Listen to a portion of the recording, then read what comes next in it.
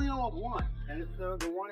Imagine this. In the middle of a high-stakes courtroom battle, Mark Agnifilo, one of Diddy's top defense lawyers, suddenly leaves the proceedings. The move was as unexpected as it was intriguing.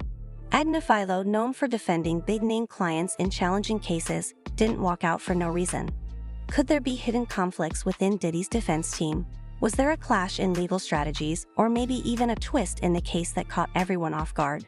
With the media's eyes glued to every detail, this sudden departure stirs up questions and suggests deeper cracks in Diddy's defense. Cracks that could completely change how his case moves forward. Homes referred to as, among other things, freak-offs. Now, you can be a freak and it's not illegal, but you can't force people to do shit. And this is what I'm getting at. When you have a lot of money and you have no accountability and you want to do whatever the fuck you want to do whenever the fuck you want to do it, I think he can go a little bonkers. You ain't been calling me and hanging out the way we used to hang out. I mean, he's complaining to a teenager that you don't really want to hang out with me. Okay, but he didn't do this. Just so you know, he didn't do this. He did not do this. He doesn't have... Oh my God. Look at all that baby oil. He didn't do this. He didn't have all these bottles of baby oil for nothing. And we'll fight every day until we don't have to fight anymore. That means when he's out of money. He's not afraid of the charges. There's nothing that the government... Okay, that's just dumb. He's not afraid of the charges? Wouldn't you be afraid of the charges? Where are you? You're in fucking Rikers Island. You goddamn well better be afraid. They just executed 2 search warrants. They've got obliterated serial numbers on firearms. They've got videos and baby oil. You know, what he needs is somebody to tell him what the truth is. You are f***ed. You are absolutely f***ed. You're going to prison for the good portion of the rest of your life. I guarantee you, they've offered immunity to the people around him so that they testify. Mark Agnifilo, a seasoned attorney and Diddy's main defender, has a track record in some of the most controversial cases. Known for tackling high-stakes legal battles involving racketeering, trafficking, and complex white-collar crimes, Agnifilo has proven himself under immense scrutiny. His previous defense of figures like Keith Raniere, who was ultimately convicted on serious charges, showcased his skill in maneuvering through cases riddled with controversy. Now, Agnifilo's involvement in Diddy's defense speaks volumes about the severity of the allegations and the intense legal strategy at play. But with his abrupt exit, a shadow hangs over Diddy's team. Is this a sign of deeper issues in the defense? Or is there a more calculated reason behind Agnifilo's sudden departure? As speculation mounts, it's clear that the stakes in Diddy's case have only grown higher. And the point person behind that request and Diddy's team is defense attorney Mark Agnifilo. If that name is familiar to you, it may be because you've heard it before. He's repped several high-profile defendants, like the NXIVM cult leader Keith Raniere and Roger Ng, a former Goldman Sachs banker convicted of bribery and money laundering. We'll get to those cases in a second, but first, a bit about Agnifilo's history. He received a bachelor's degree in philosophy and political science from Connecticut College in 1986. In 1990, he received his Juris degree from Brooklyn Law School, and while there, even received the American Jurisprudence Award for Outstanding Performance in Trial Advocacy. Starting in 1998, Agnifilo began his work at the U.S. Attorney's Office in the District of New Jersey. There, he worked as the chief of Violent Crime Unit and specialized in cases involving murder, money laundering, extortion, and drug trafficking. During his tenure there, Agnifilo became a nationally recognized expert in sophisticated criminal prosecutions and the RICO statute, the very same statute that Diddy is now charged under. Agnifilo stayed with the U.S. Attorney's Office until 2006, when he began work at the law office of Benjamin Brafman, who, by the way, repped Diddy in his trial regarding the New York nightclub shooting. Legal analyst Bruce Rivers has weighed in on the potential consequences Diddy faces, focusing on the implications of federal sentencing guidelines for RICO Racketeer, Influenced and Corrupt Organizations Act, and trafficking charges. These guidelines are known for their severity, particularly when defendants face multiple allegations that create a pattern of organized acts. Rivers noted that if Diddy were found guilty of these serious charges, he could potentially face life in prison with no opportunity for parole in federal cases. The gravity of this situation shifts the case from merely a celebrity trial to a moment when the very freedom of one of music's latest icons hangs in the balance. Rivers' take: emphasizes the prosecutorial strength of RICO cases where conspiracy can suffice to convict, making Diddy's situation more precarious. Separate from the freak-offs, Combs, among other things, hit, kicked, threw objects at, and dragged victims at times by their hair. And you keep in mind, these victims are going to come in and testify. Combs and the victims typically received IV fluids to recover from the physical exertion and drug use. I don't want to fuck him anymore. Too bad. You're going to fuck him some more. They also got 1,000 bottles of baby oil. They got terabytes and terabytes of videos. Remember I was telling you they got all those electronics? Somebody like this guy wants to preserve that. I guarantee you it's all there. The RICO charges against Diddy form the core of the prosecution's case, encompassing multiple allegations under a statute typically used to combat organized acts. RICO laws allow prosecutors to argue that various alleged wrongdoings, such as trafficking misconduct or forcing, were interconnected within an organized framework, potentially creating a daunting situation for Diddy's defense. This strategy gives prosecutors a broader field to connect evidence, making it difficult for defendants to focus on disproving individual accusations without addressing the larger alleged organization. For Diddy, this means his defense must dismantle the prosecution's narrative that an organized framework underlies the allegations, which include alleged trafficking and possible organized wrong acts. How might Diddy's defense approach dismantle a case structured around RICO's broad scope of interconnected wrongdoings? Sean Diddy Combs will stand trial in May on his sex trafficking charges. A judge at a hearing in Manhattan set the trial date, also discussing a gag order imposed on prosecutors and the defense, telling them not to discuss the case or provide any material about the case to the media, to the public. They contend that the government leaked a damaging piece of evidence potentially against Combs when a videotape from 2016 was played on CNN earlier this year. That video shows Sean Combs and his then girlfriend Cassie in a hotel in Los Angeles. It had been a secret, private for many years, but then it came to the forefront and was played publicly on CNN. The defense contends that that tape was leaked by investigators. Prosecutors say they have no knowledge of any leak, and they refute the allegation that they were involved in any leaks. The judge says he will consider potentially having an evidentiary hearing to get to the bottom of that. That won't happen for some time. First, the defense and then the prosecution will submit paperwork outlining their positions on this. The start of the investigation, Diddy's legal team has maintained a firm stance denying every allegation. Lawyers like Mark Agnifilo and Tenny Gagos have taken a strong public position, arguing that Diddy's situation lacks the physical evidence typically required in severe cases. They argue that the charges are based largely on circumstantial evidence and character accusations, which they claim are inadequate grounds for conviction. This strategy aims to reduce the case to a matter of she said, while questioning the credibility of allegations and witnesses. These denials attempt to redirect public perception by framing Diddy as a victim of circumstance rather than a central figure in organized acts. Will the defense's aggressive denials sway public opinion and potentially jury perception? Or does the prosecution's case hold stronger grounds? Secret tape recordings in Diddy's homes. Diddy appears to be a voyeur that likes to spy on people on his hidden cameras, which are wired in secret places all over his mansions. Little Rod's lawsuit revealed that Mr. Combs had hidden cameras in every single room of his home, including in the bathrooms and shower heads. The evidence revealed that Diddy had recordings of several celebrities and artists engaging in illegal activity. These individuals were recorded without their knowledge and consent. Mr. Combs possesses compromising footage of every person who has attended his freak-off parties, so the entire hip-hop industry could implode before our very eyes as the feds review the evidence.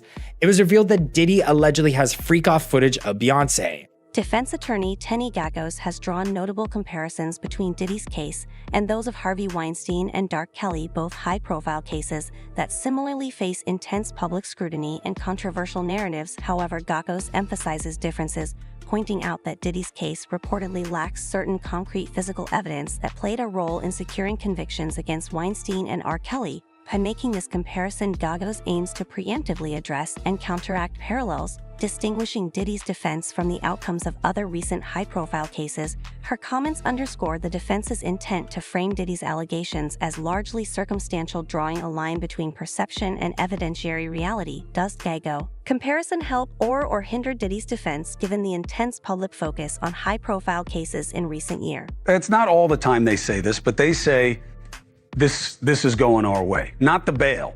They say we have them. We got a lot of people who are going to talk and say that this is what Diddy was about, and some people may pass it off as hip-hop culture, but it is a series of felonies and RICO. What do they have wrong?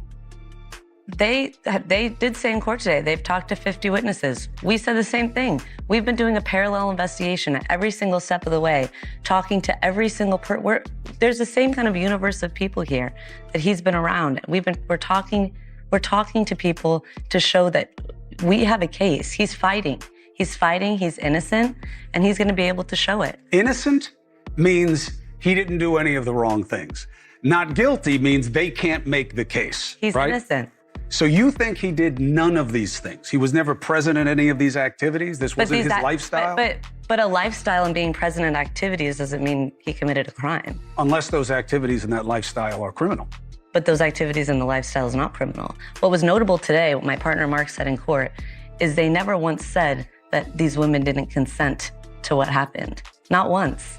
Legal experts outside Diddy's defense team have shared their views, suggesting that if Diddy is convicted, he could face a lengthy sentence due to the severity of the charges and the federal sentencing guidelines for trafficking and RICO charges. Experts point to the combination of factors involved, particularly the allegations of misconduct and organized rude behavior, which amplify the severity of potential outcomes. Their public statements shape how the case is viewed, adding a layer of professional perspective that frames the trial as a high-stakes moment in celebrity legal history. These external analyses put added pressure on Diddy's defense, as such expert opinions can influence both public sentiment and potential jurors. Does the involvement of legal experts affect public and jury opinion?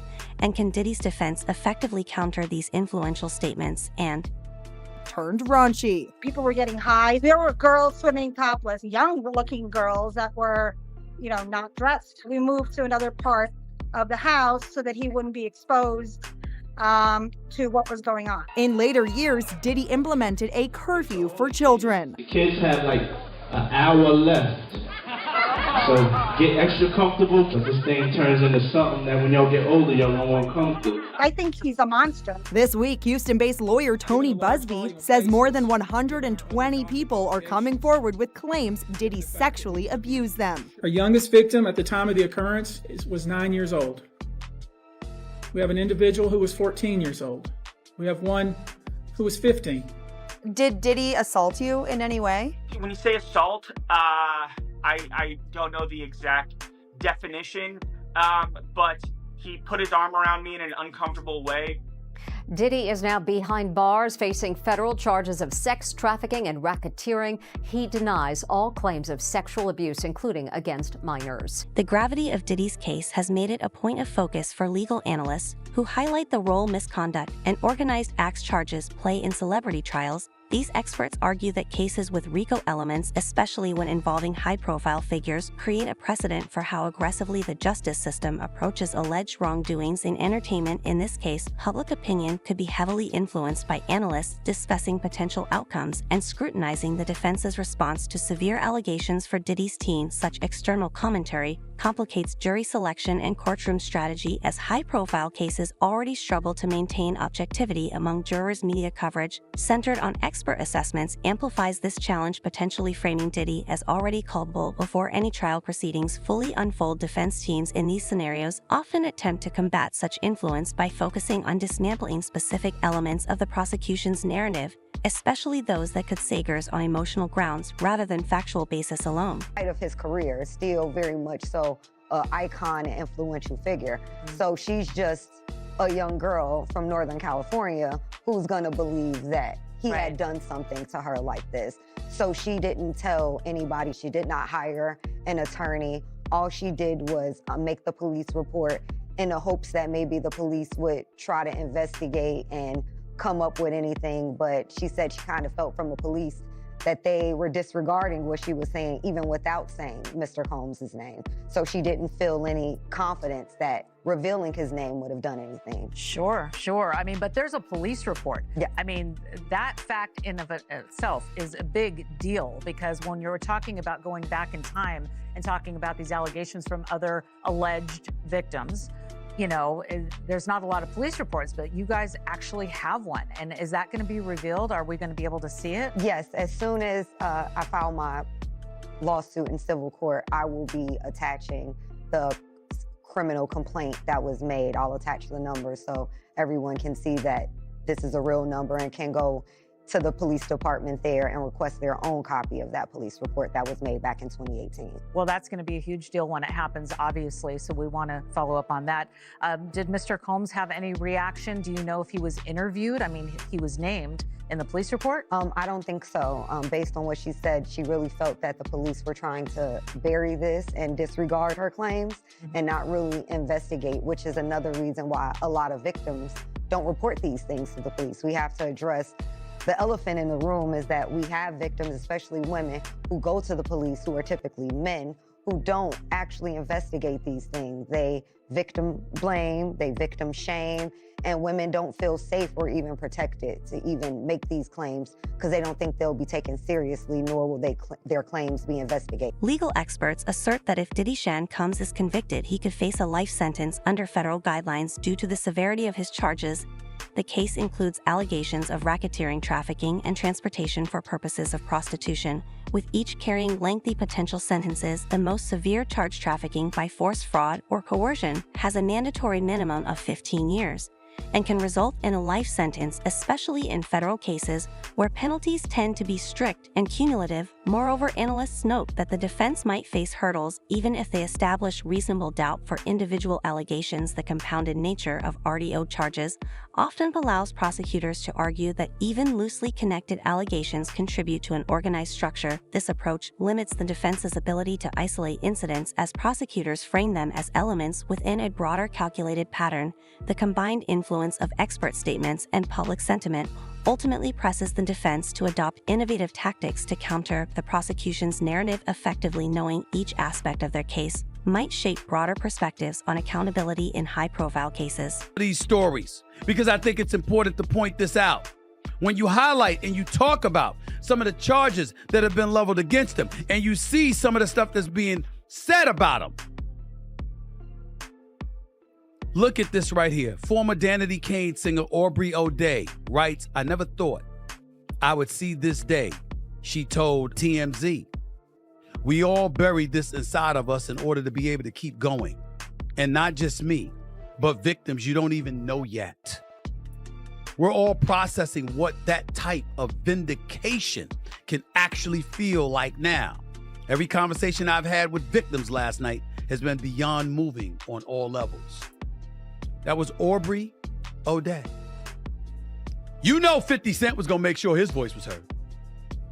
Clowning P. Diddy.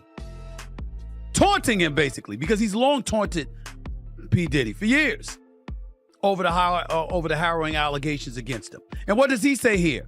This is yesterday, 50 Cent. "Here I am, keeping good company with the Drew Barrymore TV show. And I don't have 1,000 bottles of lube at the house." 50 Cent was referencing the over 1,000 bottles of baby oil and personal lubricants for the freak-offs that the indictment revealed were allegedly found during the raid of Diddy's homes in Los Angeles and Miami back in March. The indictment also details allegations of a criminal enterprise where Diddy allegedly orchestrated activities involving the mistreatment of guests and even obstruction of justice. Legal analyst El Honig explained that RICO charges combined with trafficking accusations create a formidable challenge for the defense, as each charge compounds the potential sentence. Diddy's detention at the Metropolitan Detention Center MDC in Brooklyn has placed him in challenging conditions that contrast starkly with his previous lifestyle. MDC, known for its restrictive environment, environment enforces limited freedoms and austere living conditions, creating a demanding setting for high-profile detainees. For Diddy, this experience likely involves both psychological and physical adjustments as he navigates life in a facility designed to limit outside contact and maintain strict security protocols. His attention reflects the seriousness of the allegations, as defendants held without bail are generally considered a potential flight risk or danger to society. There is a reason that people say you don't want to catch a federal case. If you have a federal case, the feds bring you in, you've been indicted. More often than not, I mean, what did you say the number? 95% of the time. They're gonna get you. You're gonna be convicted of something. And that's what Diddy is facing. Unlimited resources. It is hard to match that if you are a defendant in a case. But it has been done, as we told you at the beginning of the show. John DeLorean case. DeLorean did, so it can be done, but can it be done in this particular case? We said that Diddy has incredible resources that will help, but if the case is as strong as it appears at this point, or at least as the feds have presented it, you would think there's no chance.